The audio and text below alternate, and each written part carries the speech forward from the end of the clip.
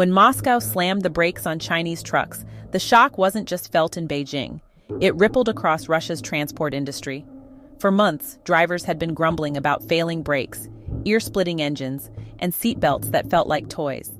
The love affair with bargain-priced Chinese imports came crashing down, and the honeymoon was officially over. Consider the ordeal of the Alexandrovsk Commercial Association. In September 2024, the firm eagerly bought a FAW manipulator truck, convinced it would save money. But within 3 months, and barely 10,000 kilometers, the gearbox disintegrated. To make matters worse, the dealer flat-out refused warranty coverage. After a 3-month hunt for parts, the owner shelled out nearly 8 million rubles, about $100,000, just to get it back on the road. The nightmare didn't end there. By July 2025, a second FAW truck failed after 200,000 kilometers, this time demanding a 2 million ruble engine replacement. Furious and humiliated, the owner went public online. His story exploded across Russian social media, igniting outrage at what many now call tofu-dreg trucks from China. Few expected such tales to shake the supposedly unbreakable Russia-China partnership. But this summer, the Kremlin delivered a shock, a full ban on Chinese trucks. On July 30, 2025, Rosstandart, the federal watchdog for vehicle safety, revoked approvals for several major Chinese brands: Dongfeng, Photon, FAW, and Sinotruk. Surprise inspections uncovered glaring defects so severe they posed a direct risk to human life. Models like Dongfeng DFH4180, Photon BJ4189 and M4L, FAW CA4250 and CA4180, and Sinotruk Zeets were pulled from the roads overnight. Even vehicles cleared in other Eurasian Economic Union countries weren't spared. Dongfeng DFH52000B, Photon H5, and FAW J86B8X4 were blacklisted too. Overnight, Chinese trucks went from road kings to road outlaws. The faults were shocking: unreliable brakes, deafening noise, missing emergency systems like ERA GLONASS, and sloppy safety labeling. Investigators also flagged excessive emissions, radiation violations, flimsy seatbelt anchors, badly designed headrests, and missing underrun protection. Every flaw piled up into a safety disaster, not only for truck drivers, but for everyone on Russia's roads. Rosstandart hit back hard. Manufacturers were ordered to recall defective trucks already sold, pull unsold stock off the market, and fix every violation, or face massive fines. The crackdown wasn't out of the blue. Back in February 2025, Trade Minister Anton Alikhanov had already warned that Chinese brands were riddled with flaws, hinting that revocations could follow. Few took it seriously until the hammer fell. But behind the bans lies a bigger story.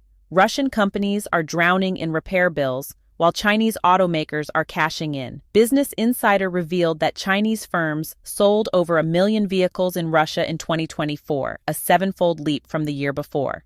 Research group OSW noted that Chinese brands captured nearly 60% of passenger car sales and a staggering 65% of truck sales, compared to just 2% and 1% back in 2019. By flooding Russia with cheap vehicles, Beijing filled the vacuum left by Western car makers, yet treated Russia not as a partner but as a dumping ground. A Statista chart from 2024 revealed a stunning shift. Sinotruk pushed nearly 20,000 trucks into Russia, while KAMAZ, the longtime national champion, barely managed 17,000. For Russian manufacturers, it felt like a humiliation. Their home market was being swallowed by China's rock-bottom pricing strategy. And now, with Moscow cracking down over safety failures, this uneasy dependence on Beijing's vehicles has erupted into a full-blown crisis. The year 2025 has been nothing short of disastrous for Russia's truck sector. Data from Autostat shows that in the first half of the year, only 22,000 heavy trucks were sold nationwide. But the bigger bombshell was who dominated the market. Chinese brands Sinotruk, Shackman, and FAW snatched nearly 37% share, while KAMAZ, once untouchable, was pushed down to 31%. Worse still, the entire market imploded. Sales crashed by almost 56% year-on-year. Beijing's cutthroat price war gutted Russian producers, forcing KAMAZ and Gaz to slash work weeks to just 4 days starting July 2025. According to the Moscow Times and the Bell, heavy truck sales collapsed by 60%, leaving KAMAZ's finances in tatters. Profits for 2024 didn't just shrink, they fell by a factor of 28 compared to the year before. Shareholders walked away empty-handed. with no dividends at all. Meanwhile, over 30,000 unsold imported trucks are gathering dust in warehouses, worsening Kamaz's nightmare. But market share tells only part of the story. Despite their rising numbers, Chinese trucks keep failing in the real world. They simply don't stand up to Russia's brutal climate. Why? Because manufacturers cut corners to keep prices low. One glaring weakness is corrosion resistance. Research by Russia's Saran across 26 regions, where winter temperatures plunged to -40 degrees, found Chinese trucks falling short of GOST standards. European brands offer 12 years of rust protection. Dongfeng promised 3, but rust showed up in 2. FAW claimed 5, corrosion appeared in 4. Great Wall guaranteed 6, but failed in just 4. Russians began to repeat the same conclusion. These trucks aren't made for Russian winters. Safety is another weak spot. In April 2025, Rosstandart recalled 18,959 BU trucks for lacking aeroglonis, the emergency call system legally required in every vehicle. And these trucks aren't even cheap, with starting prices of 2 million rubles, about $25,000, fueling even more anger among buyers. Industry insiders haven't held back their criticism. Nikolai Koksharov, a trucking company director, said bluntly, "Chinese trucks care about price, not quality." He noted that while 70% of parts may be interchangeable across brands like Dongfeng, Photon, FAW, and Sinotruk, it doesn't make them dependable. Drivers on forums like Drom complain about endless problems, unreliable fifth-wheel couplings, glitchy electronics, weak metals and paint, sky-high fuel consumption, uncomfortable cabins, bad ergonomics, and even dashboard glare. What infuriates buyers most, however, is after-sales service, or the lack of it. Automotive Logistics reports some customers wait up to 6 months for repairs due to missing parts. One case became infamous. The Alexandrovskoye Commercial Association bought a FAW truck, only for the gearbox to fail. When the owner turned to a dealer in Ufa, warranty coverage was denied with the excuse, "This isn't a standard dump truck model." Even when he offered to pay, the dealer replied, "No replacement gearboxes exist, and likely never will." As the owner pushed harder, the dealer grew hostile. "Since you're complaining, we'll charge you the maximum." In the end, the firm paid 500,000 rubles, $6,200, for a gearbox with no guarantee it would fit, plus inflated service fees. Faced with mounting anger, the Kremlin has rolled out a 3-pronged plan since 2024 to defend domestic brands and curb reliance on Chinese imports. One of the toughest moves came in October 2024, with a steep hike in recycling fees, up 70–85% for imported vehicles, with yearly increases of 10 to 20% until 2030. Medusa reports this policy alone will tack on roughly 15% to the cost of foreign trucks, tilting the scales toward Russian makers, and it's already working. In the first 2 months of 2025, Chinese truck imports to Russia plunged 49% compared to the same period last year. Yikai Global has just dropped a bombshell. According to the China Passenger Car Association, only 57,592 passenger vehicles made it overseas in the latest report. That's a freefall compared to past years. Even worse, the money is drying up. Car makers that used to pocket $3,000 to $5,000 per sale are now clinging to razor-thin profits of just $500 to $1,000, and some are bleeding cash thanks to delayed payments under sanctions. Russian icons like Kamaz and Gaz are already buckling, and now Moscow is slamming on the brakes with new restrictions designed to claw back control of its auto industry. But the storm is far bigger than Russia. Western sanctions have thrown gasoline on the fire. Washington and Brussels are laser-focused on Beijing's tightening grip on Moscow, warning that even indirect support, like civilian trucks modified for military use, crosses a red line. Models such as the FAW CA4250 or Sinotruk ZZS might look like harmless cargo haulers, but with quick tweaks, they can ferry weapons and supplies into war zones. The White House has promised to unleash every tool at its disposal to shut down these flows.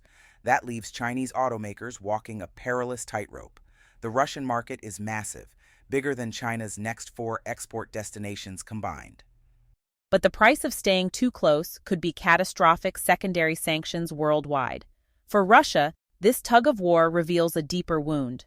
Cut off from advanced technology, from chips to hybrid engines, local giants like Lada and Kamaz can't keep pace. With Western imports locked out, Moscow has little option but to lean heavily on China, all while dreading the trap of full dependency. It's a marriage of survival, not trust. The latest truck ban proves just how shaky it is. More than 15,000 imported vehicles have already had their registration ripped away, left to rust in empty lots. The Kremlin's message is blunt: rebuild domestic auto production at any cost, and for Beijing, the warning could not be clearer. The days of easy money in Russia are gone, exports have been slashed, profits gutted, and reputational risks are exploding. Chinese truck makers are now paying the price for chasing short-term gains while ignoring compliance and local adaptation.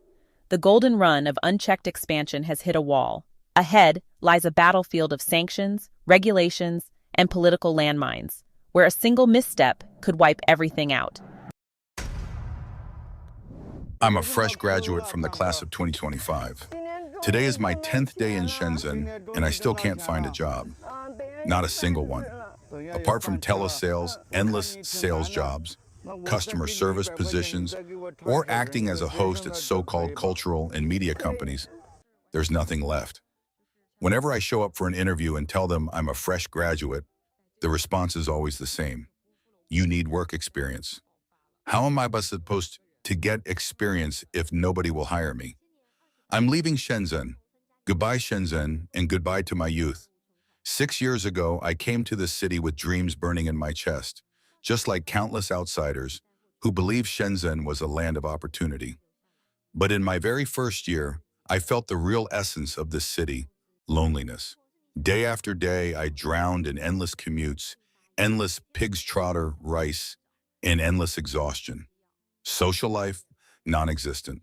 So let me ask you, if you didn't have a job, would you still stay in Shenzhen? My answer is a clear no. I can't make enough to live. Money. Every day here feels like life in the countryside. Shenzhen's prosperity shines only in skyscrapers. It has nothing to do with ordinary people like us. Do you realize what's happening? Right now, 90% of the shops in Shenzhen are bleeding money. Another 5% are barely scraping by, and only the last 5% are making any profit at all. Don't argue with me. Go and see for yourself. This year, physical stores have practically no single-person roles anymore. One person now does the job of two. Women are treated like men are treated like machines, and bosses act like they're gods above everyone else. Yes, there are reports saying Shenzhen's real estate market has shown slight recovery recently, but many seasoned agents sigh and shake their heads. I've never seen the market this dead in my entire career. Home prices have crashed.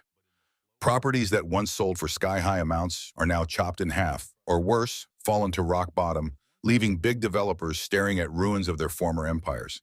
Some even call it a new age slum. In the heart of overseas Chinese town, one of Shenzhen's 4 luxury areas, a residential monster has risen. The LVGM Baishizhou, Asia's tallest residential building. Standing 74 stories high and 240 meters tall, it towers over city landmarks. Yet its floor area ratio is a staggering 11.4, and its occupancy rate only 69%. It covers 5 million square meters and will eventually cram in more than 90,000 residents. This year, the Ministry of Housing and Urban-Rural Development issued new rules redefining what makes a good home. From now on, residential buildings can't exceed 26 floors, and their height can't go over 80 meters, meaning these super high-rise towers will soon be relics of the past. What kind of house can I buy in Shenzhen with 7 million yuan? I've been here for more than a decade, dreaming of owning my own place. After getting married, the desire only grew stronger, so my husband and I started house hunting this year. We didn't want to over-leverage, so we set our budget at 5 to 6 million yuan, hoping to use provident funds to cover the monthly repayments. But no matter where we looked, new or pre-owned, we couldn't find anything satisfying. Recently, an agent called about a new development in Bao'an with an opening price just within our budget. So on our day off, Gang and I went to see it. The complex is just 200 meters from Flimsy metro station, with only 2 buildings. One is talent housing, with units sized 89 and 115 square meters. At first, the blogger thought buying a pre-owned home would be simpler, but later realized the traps and headaches involved. So she and her husband decided to go for a new home, even if it meant a heavier down payment, just to keep the monthly loan pressure lower. But the thought of being tied down to a mortgage for the next 30 years still crushed them like a weight they couldn't escape. I bought a home in Shenzhen for 5 million yuan, and now look at it. Yesterday, my husband came home and told me our neighbors sold their place for just 4.5 million. I was devastated. Our community is brand new. Units were only handed over at the end of last year. That house hasn't even been renovated, and it's already lost 500,000 yuan in value. We bought ours back in 2014 for 5 million yuan. The down payment plus taxes came to 1.55 million yuan, averaging just over 50,000 yuan per square meter. Our mortgage runs 30 years, and every month we pay nearly 20,000 yuan. And now, in less than a year, the value has already crumbled. The blogger shared how she and her husband scraped and saved after grinding in Shenzhen for over a decade. To pay off their mortgage faster, they cut every unnecessary expense. Yet after 2 years of repayment, it feels like most of the money has gone straight into interest, with almost nothing reducing the principal. Before owning a house, she envied homeowners. But after buying her own, she realized the cruel truth. Homeowners are the biggest losers. They don't dare quit their jobs. They don't dare spend. They don't dare rest. They live like prisoners of their mortgage, counting every yuan day by day. Her apartment wasn't even fully renovated when housing prices suddenly crashed, slashing its value by 500,000 yuan overnight. Still, she tried to comfort herself. Since I'll live here, I won't lose unless I sell. But the reality of working life broke her down. I'm going to run away, she confessed. After just 2 weeks in a new company, she quit. The thought hit her on her second day. The pressure was unbearable. KPIs, overtime until sunrise, endless reports. She dragged herself home at 9:30 a.m., only to wake up at 7:30 a.m. again for work. The brutal pace destroyed her sleep and wrecked her skin. Finally, she gave up, torn by guilt but suffocated by stress. Netizens poured in their thoughts. Young people today just want to escape when facing pressure. Everyone wants a stress-free job, but where do those jobs exist? Another added, once you have a family and kids, you'll realize the little struggles of youth were nothing. Her reality? A 6,000 yuan salary, 2 hours of commuting every day, and a life that feels like it's already spent on the subway. Up at 7:30, rushing through makeup, crammed into line 5 like cargo, shoved around by strangers until she finally stumbles into the office exhausted before the day has even begun. Rent closer to work? Impossible. She hasn't even passed probation. She has to endure. Jobs are scarce, quitting is risky. Ran, another blogger, wasn't so lucky. She bought a 2 million yuan apartment, only to be laid off weeks later. During the team meeting, I got a message to report to conference room 906. I knew immediately it was another layoff. The manager told her he wished he could keep her, but there was only one spot left, and it went to someone else.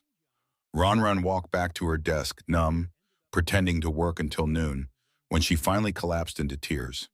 It wasn't just the layoff, it was the endless setbacks, the feeling that life in Shenzhen only gets rougher, with no sign of a turnaround. And what about salaries? A fresh graduate majoring in international economics and trade, working in cross-border e-commerce, earns just 5,000 yuan during probation and 6,000 after. She once believed salaries in big cities were sky high. Now she knows the truth. The average pay is just 6,000 or 7,000 yuan, while the 10,000 yuan salary belongs only to a lucky few. In a city full of layoffs, she considers herself fortunate just to have a job. But not everyone is so fortunate. Blogger Nini, 41, has been unemployed for 5 months, sending out resumes daily with no luck. Even the simplest jobs reject me. It feels like once you're over 35, you're unemployable. Maybe I should just lie low, eat, sleep, and wait for retirement. Or pick up a cleaning job at best. Yao has spent 4 years in Shenzhen, and now she's leaving. No career, no love, only loneliness. Eating alone, watching movies alone, living alone. She's come to see that what people truly need isn't money or ambition, but companionship. Here, so many live alone, and isolation easily breeds depression. Too much of it can even make you sick. This year, my urge to leave has only grown stronger. Yes, I'm leaving. Some don't want me to go, but after much thought, I know. Aside from the good weather, there's nothing in Shenzhen worth staying for. Shenzhen has long been a dream destination for migrant workers, a city they yearn to be in. However, more and more people are now choosing to leave. There are several reasons for this. First, Shenzhen's stubbornly high housing prices have put home ownership out of reach for most ordinary workers. Many once dreamed of owning a place in this bustling city, but as prices kept rising, that dream has become increasingly unattainable. Even if some manage to scrape together a down payment and mortgage, the crushing financial burden takes a serious toll on their quality of life, making it hard to truly settle down and focus on work. Faced with this reality, many have no choice but to leave Shenzhen and return home. Second, the cost of living in Shenzhen is nothing to scoff at. Even a simple bowl of noodles can cost 10 or 20 yuan. Frustratingly, wages haven't kept pace with rising expenses. Shenzhen is often described as a city of opportunity, drawing in countless talented individuals. But this also creates cutthroat competition. Whether you're at a startup or a big company, the talent pool is saturated. To stand out, you must constantly excel, work long hours, and keep upgrading your skills, or risk being pushed out.